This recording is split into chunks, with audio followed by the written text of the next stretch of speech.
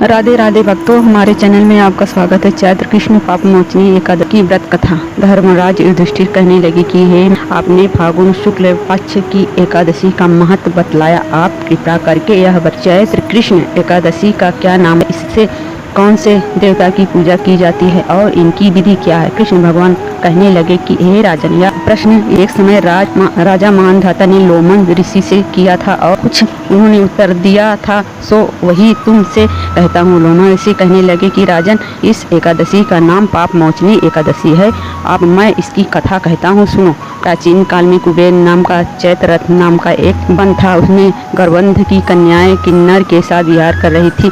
वहाँ अनेक प्रकार के पुष्प खिल रहे थे। उस वन में ऋषि तपस्या कर रहे थे। स्वयं इंद्र भी चैत्र और वैशाख मास में देवताओं के सहित वहाँ आकर कीड़ा किया करते थे। वही अपने आश्रम में मेघवी नाम के एक ऋषि भी तपस्या में संलिग्न थे। वे शिव के भक्त थे। एक समय में मंजू घोष नाम की अप्सरा ने उनको मोहित करने का विचार किया। वही ऋषि के भय के मारे समीप नहीं गई, वरना दूर बैठकर बील पर मधुर गीत गाने लगी। उस समय कामदेव ने भी मेघवी ऋषि को जीतने का चेष्टा भी। उन्होंने उसे सुंदर अप्सरा के भूख का धनुष अटाच की डोरी नेत्रों से धनुष की लालच पंचों को पूर्व बनाकर मंजू घोष को सेनापति बनाया। उस समय मेघवी ऋषि भी युवा और हिष्ट पुष्ट थे, साथ ही एगोपवती तथा दंड धारण किए हुए ब्रह्म तेज से युक्त थे। मंजू घोष ऐसे सुंदर ऋषि को देखकर उसकी सुंदरता पर मोहित हो गई और अपने गीत, चूड़ियाँ और निपुर की झनकार तथा नृत्य कला द्वारा हाव भाव दिखाकर मुनि को रिझाने लगी। प्रातः भाव दिखाकर मुनि को रिझाने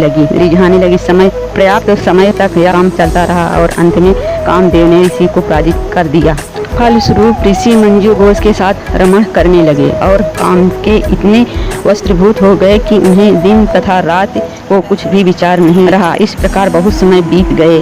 तब एक दिन मंजू घोष कहने लगी, ऋषि जी, बहुत दिन बीत गए, अब मुझे स्वर्ग जाने की आज्ञा दीजिए। मुनि ने कहा, आज ऐसी संध्या को तो हो, प्रातः काल होते तक चली जाना। मुनि के ऐसे वचन सुनकर अप्सरा कुछ समय तक और रुकी। अंत में उन्होंने पुनः मुनि से विदा मांगी तो मुनि कहने लगे कि अभी तो आधी रात हुई है। अप्सरा ने कहा कि महाराज, आपकी रात तो बहुत लंबी है, इसका क्या महत्व है। मुझे यहाँ पर आए कई वर्ष बीत गए। उस अप्सरा की यह बात सुनकर मुनि को समय का ज्ञान हुआ तो विचार करने लगे कि अप्सरा के साथ रमण करते हुए हमको 57 वर्ष 9 महीने 3 दिन बीत गए। तब वह उनको काल के समान प्रतीत हुए। अत्यंत क्रोधित होने पर मुनि की आंखों से आग की ज्वाला उत्पन्न होने लगी। वे कहने लगे कि मेरी कठिन परिश्रम से एकात्र हो गई तपस्या को तूने नष्ट कर दिया। तूने महापापनी और दुराचारणी हो, तुझे धिक्कार है। तूने मेरे साथ घात किया है, इसलिए तू मेरे श्राप की साचनी हो गई। और भयभीत होकर मुनि से प्रार्थना करने लगी कि महाराज, इस श्राप का किस प्रकार निवारण होगा। अप्सरा के ऐसे दीन वचन सुनकर मुनि बोले, दुष्ट,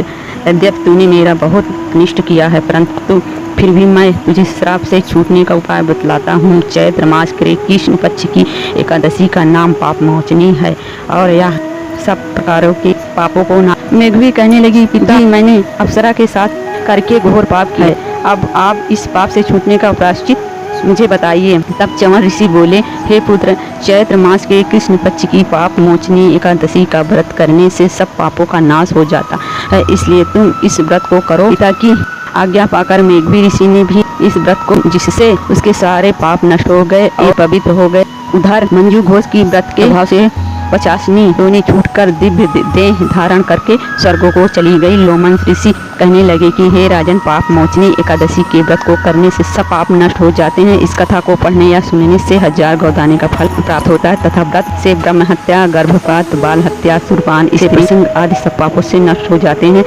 वीडियो देखने के लिए धन्यवाद।